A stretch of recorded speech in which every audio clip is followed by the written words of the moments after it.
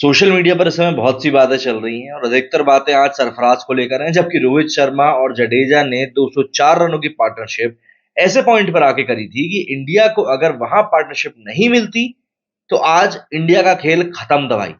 लेकिन ऐसे पॉइंट पर आके पार्टनरशिप करी, लेकिन उसके बावजूद भी आप सोशल मीडिया पर जाएंगे तो आपको बातें चलती मिलेंगी सरफराज के बारे में। सरफराज दो तीन चीजों में आज चर्चा में है। पहली बात से शुरू करते हैं जो कंट्रोवर्सी से क्रिएट हो गई है, जडेजा के साथ रन आउट होना। जडेजा को हर कोई यहां पर सेल्फिश कहकर टर्म कर रहा है सोशल मीडिया के ऊपर और बोल रहा है कि जडेजा ने अपनी सेंचुरी के लिए सरफराज का जो विकेट था वो गंवा दिया। ये बात सही है कि कॉल वहां पर जडेजा का था क्योंकि डेंजर एंड पे जडेजा जाने वाला था। उसने एक स्टार्ट भी ले लिया था और एकदम से फिर सडनली मना कर दिया जब तक सरफराज ऑलमोस्ट हाफ पिच पर पहुंच चुका था। तो गलती यहां पर जडेजा की है, लेकिन देखिए एक स्पोर्ट्स यही होता है, आपको स्पोर्ट्स में ये चीज माननी होती है कि हाँ भाई ठीक है गलती हुई है, लेकिन आप उसको पकड़ कर नहीं बैठ जाते कि कोई भी काम कोई व्यक्ति जानबूझकर नहीं करता। आपको ये भी देखना पड़ेगा कि जडेजा उस समय 99 पे था, ऑलमोस्ट नर्वस था, ऑब्वियस सी बात है। क्यों नहीं होगा यार, 99 पे हर कोई तो रोज रोज पहुंचता नहीं है। तो वो सब चीजें भी समझना पड़ेंगी। तो इसमें आप दोषारोपण किसी के ऊपर या उसको सेल्फिश कहना ना ही करें तो शायद बेहतर होगा। इसके बाद आगे बढ़ते हैं सरफराज के पिताजी को लेकर।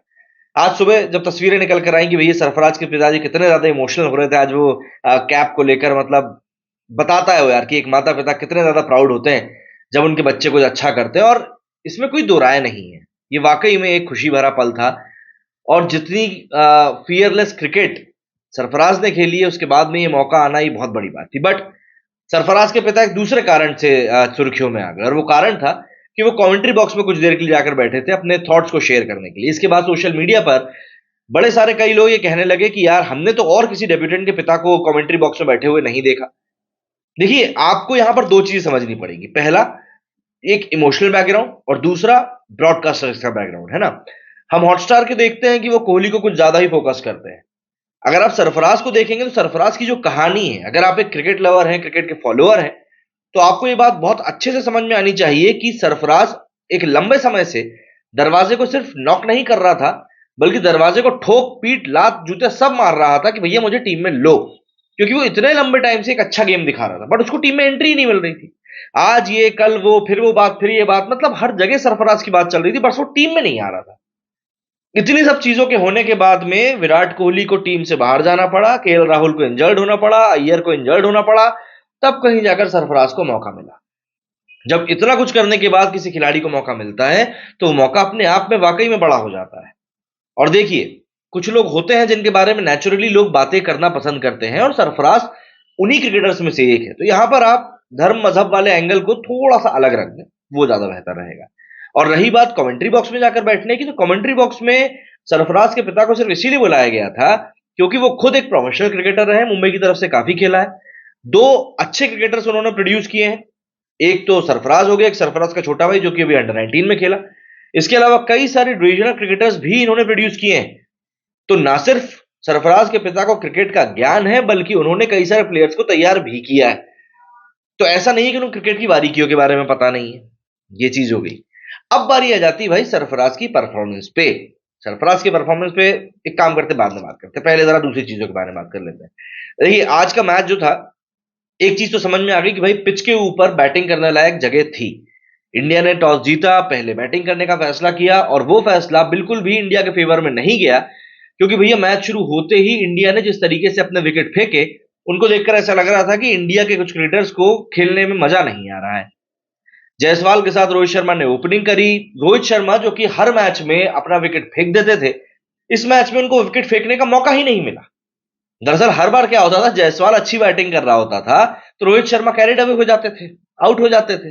लेकिन आज के मैच में जब तक रोहित शर्मा ये समझ पाते कि हाँ उनको अपना विकेट फेंकना है नहीं फेंकना, तब तक जायसवाल गए, गिल गए, पाटीदार साहब भी चले गए। उसके बाद रोहित शर्मा को समझ में आ गया कि भाई मुझे टिक के खेलना पड़ेगा। लेकिन उससे पहले जायसवाल तो चलो ठीक है आउट हुआ हुआ, पर गिल क्या कर रहा है भाई? इतने हार्ड हैंड से कौन खेलता है? जिसको थोड़ा बहुत भी क्रिकेटिंग नॉलेज होगा ना, वो इस बात को जानता है, समझेगा कि गिल इतने हार्ड हैंड से डिफेंस करने के लिए जा रहा है, वो भी वही fishing outside the off stump वाली जो लाइन होती जिससे कि कोहली परेशान था, उसी चीज को कर करके यहां पर गिल भी एक बार फिर से परेशान हो रहा है। पिछले मैच में सेंचुरी मारी है सेकंड इनिंग में, लेकिन अब बस वही बात सिद्ध हो जाएगी कि भाई एक सेंचुरी मारो, 4 मैचों में आपका रिजर्वेशन पक्का। जिस तरीके से, जिस अंदाज में गिल आज आउट हुआ है, और वो भी डक पे यार, मतलब क्या होता है ये। तीसरे नंबर पर आपको भेजा जा रहा है, वो पोजीशन जहां पर कि आप स्ट्रांग माने जा रहे हो, आपके खुद के कहने पर आपको उस पोजीशन में भेजा जा रहा है, and still you are not doing anything else. आप कब तक स्कोर नहीं करोगे? और रजत पाटीदार तो सिंपली यार मौकों को छोड़ रहा है, यार मौकों को गंवा रहा है और कुछ नहीं कर रहा। आपको मौका मिला है, इतने लंबे समय के बाद में मौका मिला है। हम सरफराज की बात कर रहे हैं, रजत पाटीदार को भी कोई जल्दी मौका नहीं मिला। रजत पाटीदार भी एक लंबे समय से डोमेस्टिक क्रिकेट में बढ़िया परफॉर्म कर रहा है और उसके बाद मौका मिला है, और इस तरीके से मौकों को फेंक देना वो सही नहीं लगता। रोहित शर्मा ने आज बहुत बढ़िया इनिंग खेली। जब दिख गया कि भाई 3 विकेट गिर गए हैं, उसके बाद रोहित शर्मा ने अपना गार्ड ड्रॉप किया और एक बढ़िया इनिंग की बेस को तैयार किया। उसके बाद अटैकिंग शॉट्स भी खेले और अच्छे खासे शॉट्स खेले। मैं ये नहीं कह सकता कि नहीं खेले, 14 चौके और 3 छक्के जमाए। स्ट्राइक रेट भी ठीक ठाक रहा, ऑलमोस्ट 67 का स्ट्राइक रेट भी रहा। 196 बॉल से 131 रन बना, बहुत बेहतरीन बैटिंग करी। मतलब आज एक बार दिख रहा था कि अगर रोहित शर्मा कंपोज होकर क्रिकेट खेलते हैं तो वो क्या कर सकते हैं। करीब 218 दिनों के बाद में टेस्ट मैच में सेंचुरी आई है रोहित के लिए, और अब वो इंडिया की तरफ से सबसे ज्यादा छक्के मारने वाले कप्तान भी बन चुके हैं और आई थिंक प्लेयर भी बन चुके हैं। 212 छक्के हो चुके हैं अब रोहित के नाम पर, और महेंद्र सिंह धोनी उनके पीछे हैं 211 छक्कों के साथ में। तो ये एक अपने आप में एक बड़ा अचीवमेंट है। और देखिए, प्लेयर्स बड़े ऐसे ही मौकों पर बनते हैं। 33 के ऊपर 3 विकेट गिरे हुए थे, रोहित शर्मा को साथ मिला रविंद्र जडेजा का, और दोनों ने मिलकर जो पारी खेली है वाकई में अनमैचेबल थी। 33 रन पर 3 विकेट गिर जाने के बाद में अगला विकेट गिरा है सीधे 237 पर। 204 रनों की पार्टनरशिप हुई है। और सबसे बड़ी बात, इतनी बड़ी पार्टनरशिप होने के बावजूद भी हम ये कह सकते हैं कि रोहित शर्मा ने खुद अपना विकेट दिया है, अपोजिशन को विकेट नहीं मिला था। रोहित शर्मा पुल शॉट खेलने के लिए पहले से ही तैयार था कि भाई मुझे इस बॉल पे पुल मारना, प्री डिटरमाइंड था वो। पूरी फील्ड उसी शॉट के लिए सेट थी, चाहे पास में बॉल गिरे चाहे दूर बॉल गिरे, फिर भी उसने वो शॉट खेला। बट यही तो रोहित शर्मा का नेचर है, आप इस बात को डिनाई नहीं कर सकते। तो रोहित शर्मा ने एक बढ़िया इनिंग खेली, कप्तान की रॉक खेली। रविंद्र जडेजा दूसरे एंड पर बढ़िया साथ निभाए। थोड़ी सी स्लो खेले वो रोहित शर्मा के कंपैरिजन में, बट आई थिंक वो समय की मांग थी। और राजकोट में तो फिर भी वैसे भी राजा रविंद्र जडेजा को ही कहा जाता है भाई। 110 के ऊपर नॉट आउट गया है, 212 बॉलों में खेली है, 9 चौके और 2 छक्के भी उसमें शामिल थे।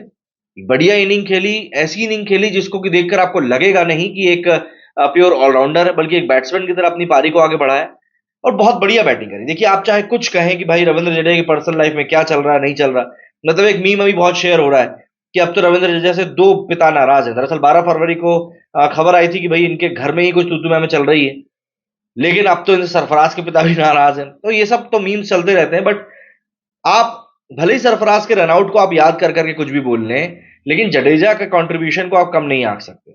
जिस पॉइंट के ऊपर टीम को जरूरत थी बल्ला गाड़ कर खेलने की, उस पॉइंट पर जडेजा ने अपने नेचुरल इंस्टिंक्ट को साइड में करते हुए जो इनिंग आगे बढ़ाई है वो वाकई में काफी शानदार थी। और उसके बाद अगर बात करें सरफराज की इनिंग की, तो देखिए सरफराज की पारी जब खत्म हुई और रोहित शर्मा ने जो टोपी निकाल के फेंकी, वो सिर्फ रोहित शर्मा का इमोशन नहीं था, बल्कि वो हर एक उस क्रिकेट लवर का इमोशन था जो कि इस मैच को देख रहा था। क्योंकि सरफराज जिस मूड में खेल रहा था ना, 48 बॉल में हाफ सेंचुरी पूरी करी थी यार उसने। जिस मूड में सरफराज खेल रहा था ना, इंग्लैंड सोचने मजबूर हो गया था कि भाई हम करें क्या। उनकी कोई भी टैक्टिक्स काम नहीं कर रही थी, इनको लगातार बॉलिंग चेंज करनी पड़ रही थी, फील्डिंग चेंज करनी पड़ रही थी। स्पिनर्स को तो दबा के मार रहा था सरफराज। तो ऐसे में ऐसा प्लेयर जब इस तरीके से अनलकीली रन आउट होता है तो ऑब्वियसली बात है गुस्सा आती है। सरफराज जब वहां ड्रेसिंग रूम में जाकर बैठा तो वहां पे साथी खिलाड़ी उसको कंसोल करने आ रहे थे, जायसवाल, अश्विन, हर कोई उसका साथ दे रहा था आकर कि भाई ठीक है, होता है। लेकिन आई थिंक सरफराज ने जो अचीव करना था वो उसने बहुत हद तक अचीव कर लिया और दिखा दिया लोगों को कि भाई वो किस मेटल का बना हुआ है। क्योंकि जब एक खिलाड़ी डेब्यू के ऊपर आता है ना, तब उसका एटीट्यूड बहुत ज्यादा मैटर करता है। और सरफराज आज जिस तरीके से खेला, वो ठीक वैसे ही इंग्लैंड लायंस के खिलाफ भी खेला था। यहां पर अपने गेम में उसने कोई चेंजेस नहीं लाए, सबसे बड़ी बात यही रही, और कहीं ना कहीं यही बड़ा कारण बना कि वो इतना फ्रीली होकर रन स्कोर कर पाया। बॉलर्स को समझ में नहीं आ रहा था कि इसको बॉल कहां करे। तो ये जो एक फियरलेस एटीट्यूड होता है, ये सब चीजें कहीं ना कहीं बहुत ज्यादा मैटर करती है। मतलब जब एंडरसन बॉलिंग करने के लिए आया तब विकेट कीपर ऊपर आ गया था बैटिंग करने के लिए, ओ विकेट कीपिंग करने के लिए, क्योंकि सरफराज आगे बढ़ के मार रहा था एंडरसन को। तो ये जब कॉन्फिडेंस आप अपने डेब्यू में रखते हो तो ऑब्वियसली बात है आप अपने आप में बहुत ज्यादा कॉन्फिडेंस कैरी कर रहे हो, तभी आप ये कर सकते हो। और सरफराज ने जितना रन बनाया है डोमेस्टिक क्रिकेट में, उसको देखकर एक बात समझ में आती है कि भाई इस बंदे में कॉन्फिडेंस तो है। जडेजा के साथ में सरफराज ने 77 रन की पार्टनरशिप करी थी। उन 77 रन में से 62 रन तो सरफराज के थे। मात्र 15 रन बनाया था जडेजा ने उस पार्टनरशिप में। तो आप खुद इस बात का अंदाजा लगा सकते हो कि भाई ये खिलाड़ी किस मेटल का बना हुआ है। वाकई में बहुत शानदार बैटिंग करी, आज दिल जीतने वाली बैटिंग करी। फैमिली भी मौजूद थी सरफराज की, उनको भी प्राउड ही फील होगा। तो इवेंचुअली बात यह है कि आज कहने को तो दिन के 2 सेशंस इंडिया के नाम रहे। सेकंड सेशन और थर्ड सेशन इंडिया के नाम रहा। पहला सेशन हम कह सकते हैं कि ड्रॉ रहा था, क्योंकि इंग्लैंड को भी 3 विकेट मिल गए थे। तो ऐसे में इंडिया का स्कोर आज खत्म हुआ है 326 for 5। Night watchman Kuldeep Yadav batting कर रहे हैं। अभी ध्रुव जुरेल जो कि एक और डेब्यूटेंट है, उनकी बैटिंग बची हुई है। तो इंडिया के पास अभी बैटिंग बची है और पूरी उम्मीद करनी ये पड़ेगी कि इंडिया के पास जो बैटिंग बची है उसके साथ अगर इंडिया जितना क्लोज 400 के पास जा सके उतना अच्छा रहेगा। क्योंकि अमूमन ये देखा गया कि जब ओवरनाइट इंडिया बैटिंग करने के लिए जाती है तो वो जल्दी विकेट गवा देते हैं। ऐसा कई बार हम लोग देख चुके हैं। तो देखना पड़ेगा कि कल इंडिया कितना से स्कोर को खींच पाती है। बाकी इंग्लैंड की बॉलिंग आज उतनी कुछ ज्यादा इफेक्टिव रही नहीं। जिमी एंडरसन को आज मात्र 1 विकेट मिला, मार्कवुड को 3 विकेट मिले। तो जो लोग बोल रहे थे कि भाई यहां पर तो स्पिन का मायाजाल बुना जाएगा, उन सबके मुंह पर शायद ताला लग गया और अब वो लोग भी सोचेंगे कि भाई ये क्या ही हो गया। तो ये पूरी सिचुएशन इस समय बनकर सामने दिख रही है, जिसके बारे में कि हम लोग बात कर रहे थे। आज का मैच काफी शानदार रहा है। सरफराज के लिए दिन काफी यादगार रहेगा और उम्मीद करेंगे कि आने वाले मैचेस में अब उसको और मौका जब मिलेगा तब वो और इसी तरीके से परफॉर्म कर पाएगा। मेरे स्टूडियो फिलहाल उतना ही। जय हिंद, जय भारत।